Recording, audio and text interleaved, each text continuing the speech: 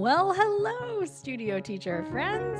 Welcome to the Beyond Measure podcast, your weekly shout out of solidarity in the music teaching profession. My name is Christina Whitlock.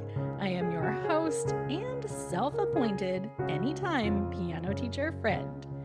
If you have been searching for like minded teachers who embrace things like humility, curiosity, and the fact that we will never know it all, look no further because you have found him. Welcome to your people. Seriously, some of the best teachers from around the globe have rallied around this show, and we're so glad you're here with us today. So, without further delay, let's get on with the show.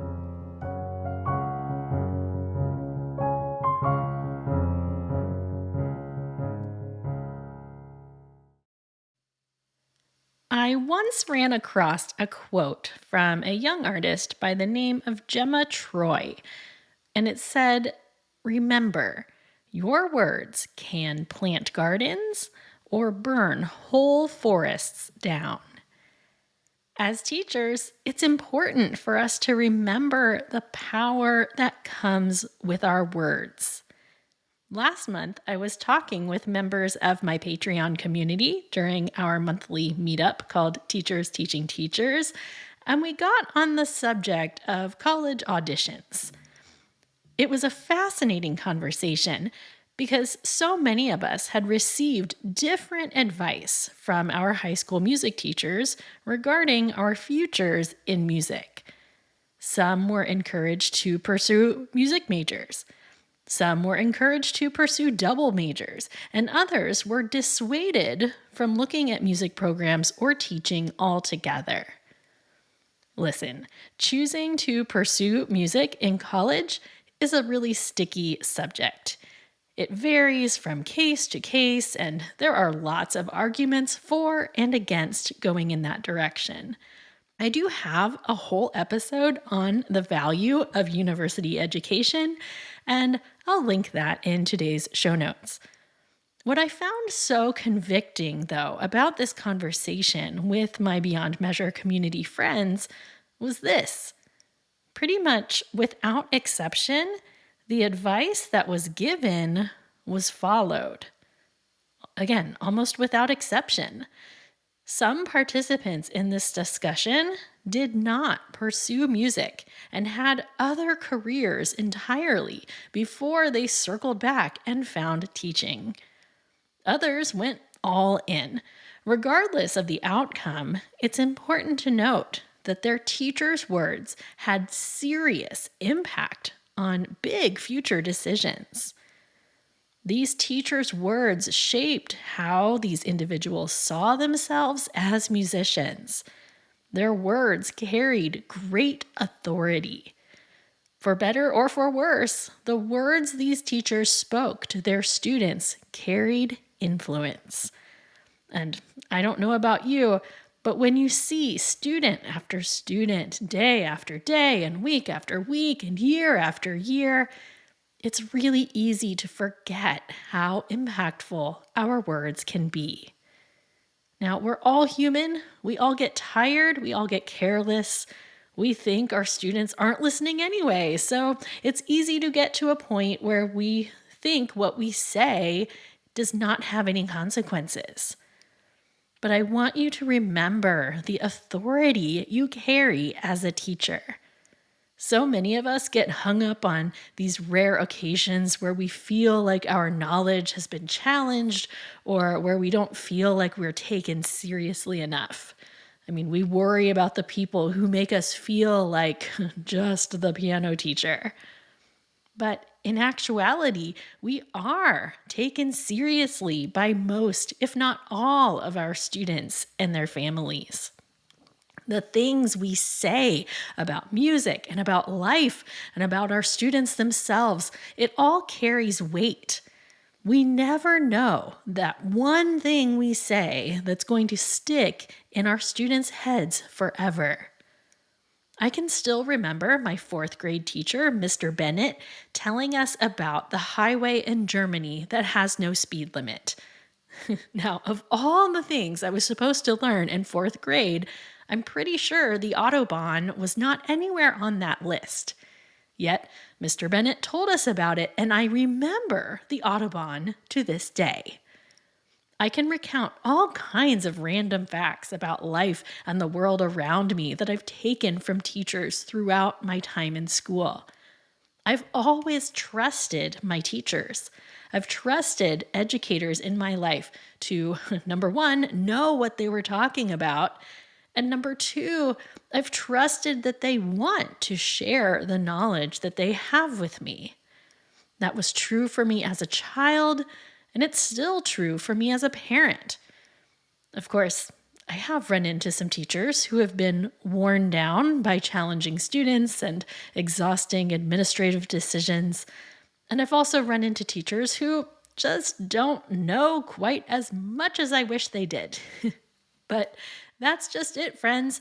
It's so important that we, as educators, avoid falling into the trap of pretending we know things that we don't.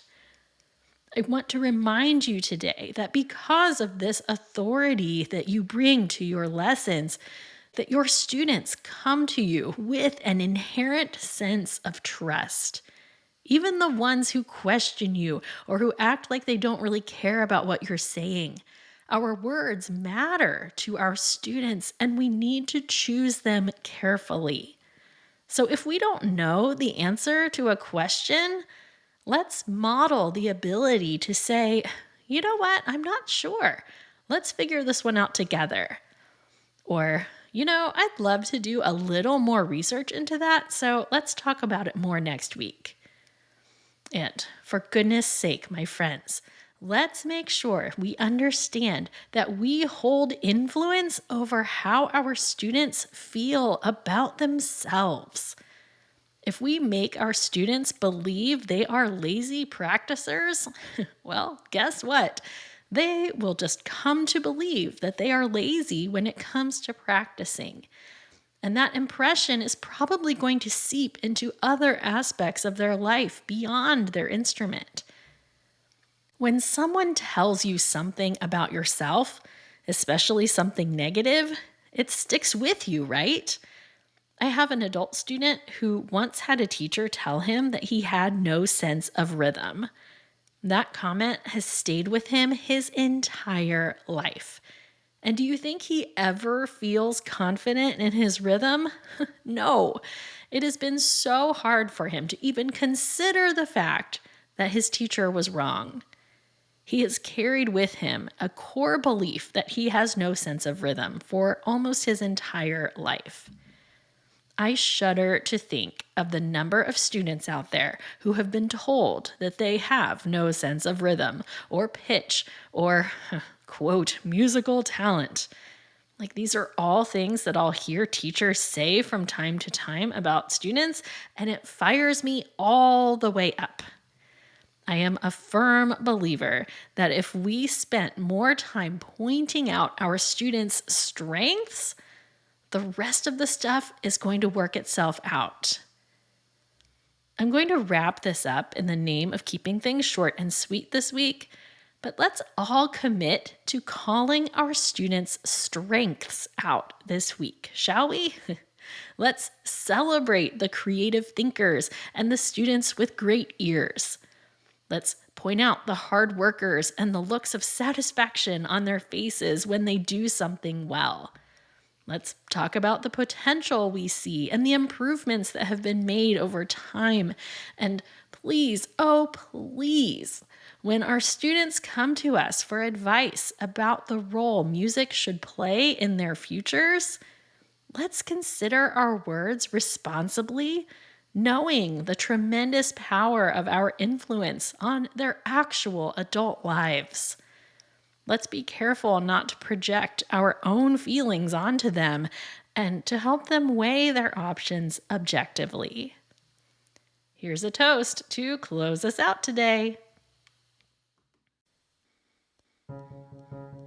Studio music teacher friends from all over the world. Today, I am raising my glass to you for the outrageously positive influence you've had on all students, past, present, and future. May we remember those words once penned by Gemma Troy, remembering our words can plant gardens or burn whole forests down. Cheers to planting those gardens, my friends. Hear, hear. There you have it, friends, episode 192 of the Beyond Measure podcast. You can check out relevant links to today's show, including my episode on the real value of university education and how to get involved in that Beyond Measure community by visiting today's show notes, which can be found at christinawhitlock.com/episode 192. For now, friends, I will leave you with my usual farewell, urging you ever onward and upward.